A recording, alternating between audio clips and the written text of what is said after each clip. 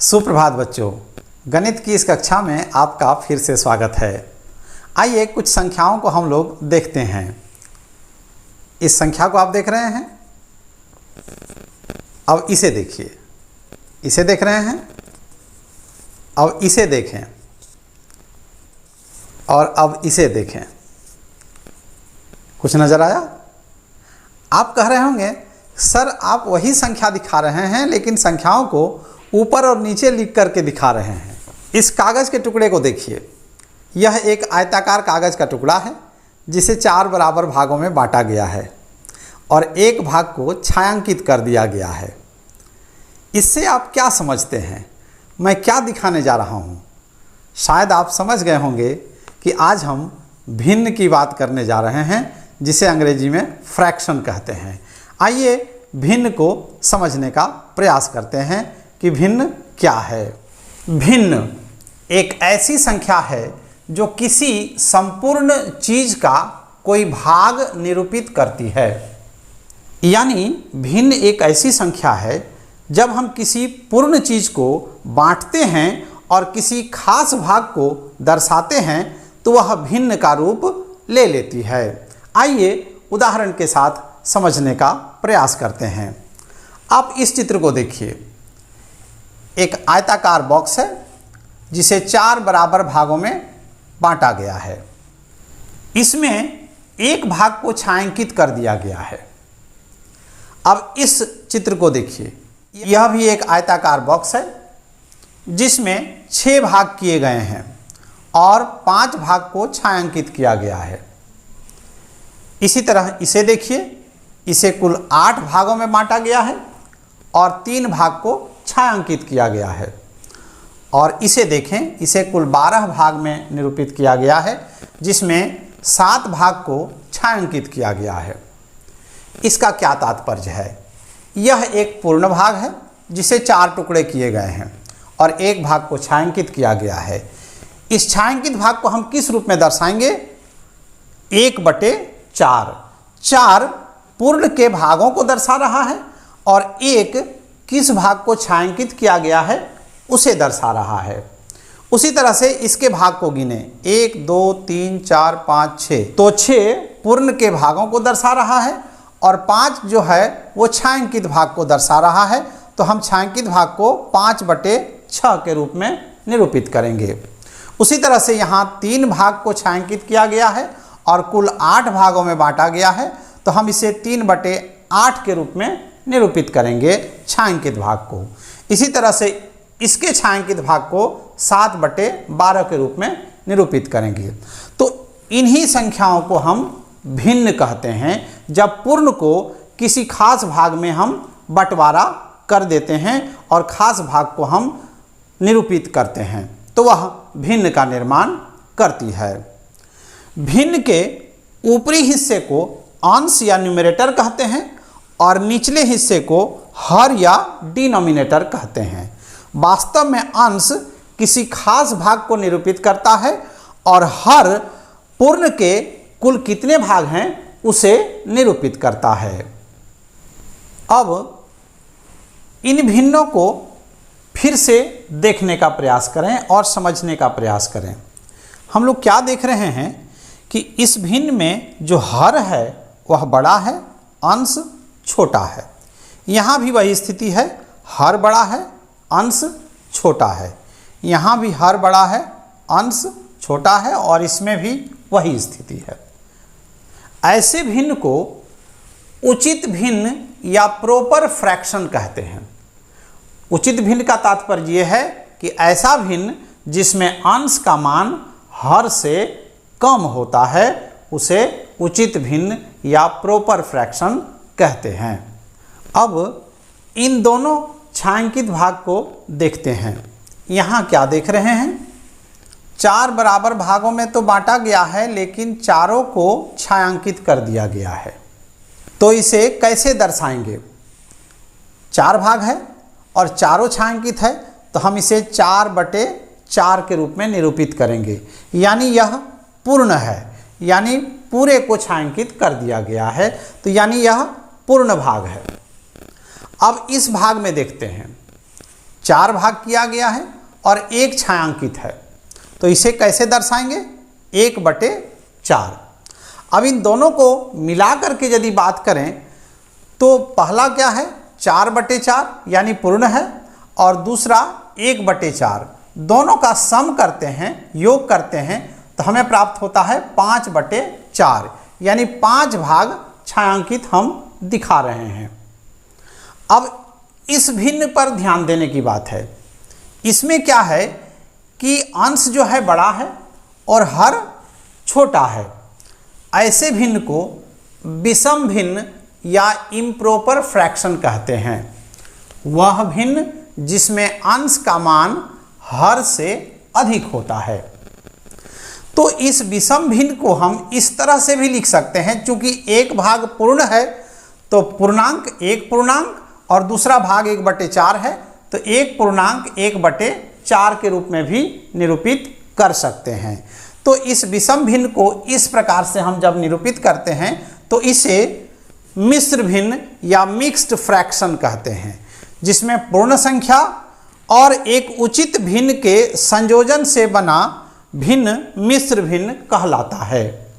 यानी विषम भिन्न को हम मिश्र भिन्न के रूप में दर्शाते हैं, क्योंकि इसमें एक पूर्ण भाग है और दूसरा भाग उचित भिन्न को दर्शाता है। अब हम लोग इन चित्रों पर ध्यान देते हैं।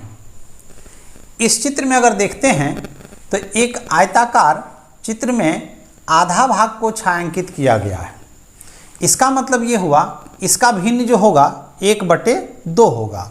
2 बराबर भाग में बांटा गया और 1 भाग को छायांकित किया गया है। अब इस भाग में देखते हैं, छायांकित भाग इसमें जितना है इसमें भी उतना ही है, लेकिन इसे कुल 4 भागों में बांटा गया है और 4 भाग में 2 भाग हमें छायांकित दिख रहा है। तो इसे हम किस प्रकार लिखेंगे? 2/4। लेकिन ये 2/4 जरूर लिखे और इसमें 1/2 लिखे, लेकिन छायांकित भाग में कोई परिवर्तन नहीं है। इसमें जितना भाग छायांकित है इसमें भी उतना ही भाग छायांकित है। इसका मतलब ये हुआ कि 1/2 और इसका 2/4 दोनों बराबर हैं।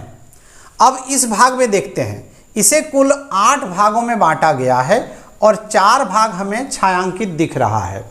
लेकिन यहाँ भी वही चीज़ है, छायांकित भाग इसमें जितना है इसमें जितना है उतना ही इसमें है, लेकिन हम इसे किस प्रकार लिखेंगे? 4/8 के रूप में लिखेंगे। इसका मतलब ये हुआ कि 1/2 बराबर 2/4 बराबर 4/8। ऐसे भिन्न को हम तुल्य भिन्न या इक्विवेलेंट फ्रैक्शन कहते हैं। एक भिन्न के अंश और हर को शून्य के अलावे एक ही संख्या से गुना या भाग देने पर प्राप्त भिन्न को तुल्य भिन्न कहते हैं। अब इसे 1/2 के रूप में निरूपित किए। अब इसको 2/4 के रूप में हम इसे इस प्रकार भी लिख सकते हैं, 1/2 गुना 2/2, तो हमें 2/4 प्राप्त हुआ। यानी अंश और हर को दोनों को एक ही संख्या से हमने गुना किया है।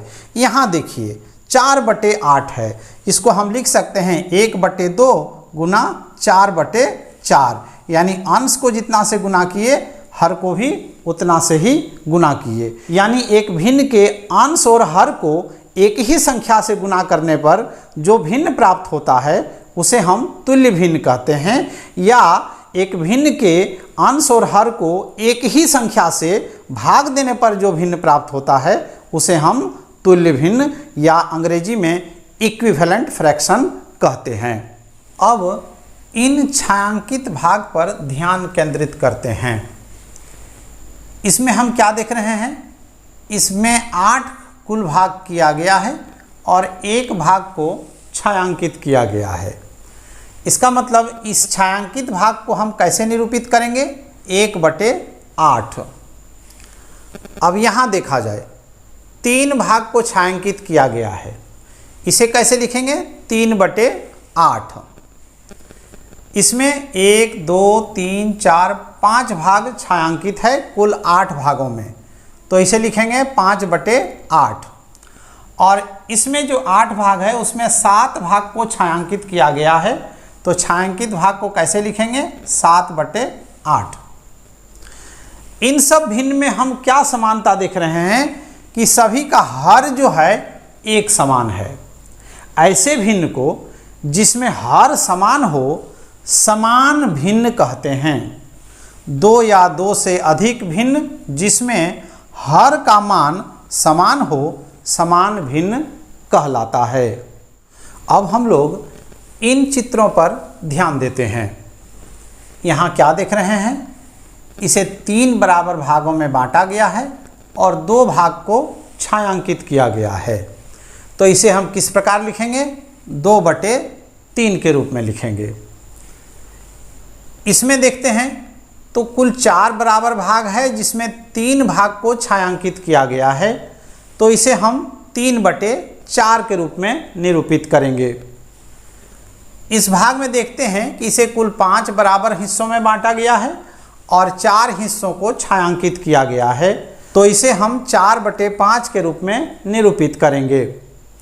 और इस भाग में देखते हैं कि इसे कुल 6 बराबर भागों में बांटा गया है और 5 भाग को छायांकित किया गया है। तो छायांकित भाग को हम 5/6 के रूप में निरूपित करेंगे। तो इन भिन्नों में हम क्या देखते हैं कि हर का मान अलग अलग है। तो ऐसे भिन्न जिनमें हर का मान अलग अलग होता है उन्हें असमान भिन्न कहते हैं। 2 या 2 से अधिक भिन्न जिसमें हर का मान असमान हो असमान भिन्न कहलाता है। अब हम लोग इन चित्रों पर ध्यान केंद्रित करते हैं। यहाँ क्या देख रहे हैं कि आयताकार क्षेत्र बना हुआ है और चारों आयताकार क्षेत्र एक समान हैं। लेकिन पहले आयताकार भाग को 16 बराबर भागों में बांटा गया है जिसमें 8 भाग को छायांकित किया गया है। तो इसे हम 8/16 के रूप में निरूपित करेंगे। अब यहाँ देखते हैं इसमें 8 बराबर भाग है जिसमें 4 भाग छायांकित है।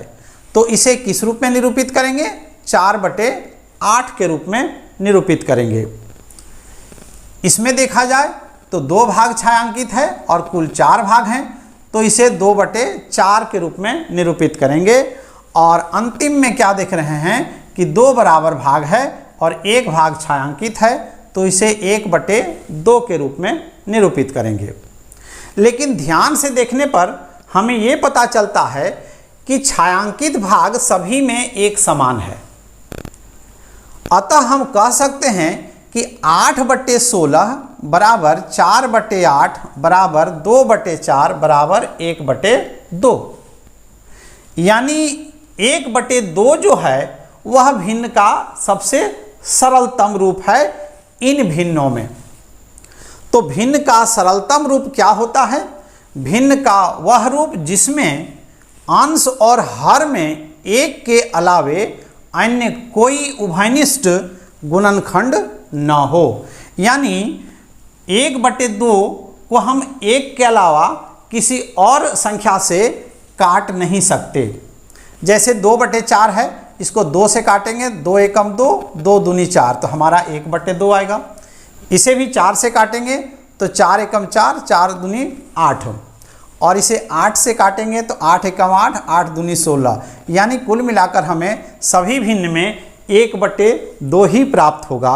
अतः इन भिन्नों में 1/2 सबसे सरलतम रूप है। यानी भिन्न का सरलतम रूप वह होता है जिसमें अंश और हर 1 के अलावा कोई अन्य संख्या से भाग नहीं लगता है। इस प्रकार हम लोगों ने आज भिन्न के विभिन्न रूपों को देखा। उम्मीद है आपको भिन्न की समझ आ गई होगी। बहुत बहुत धन्यवाद।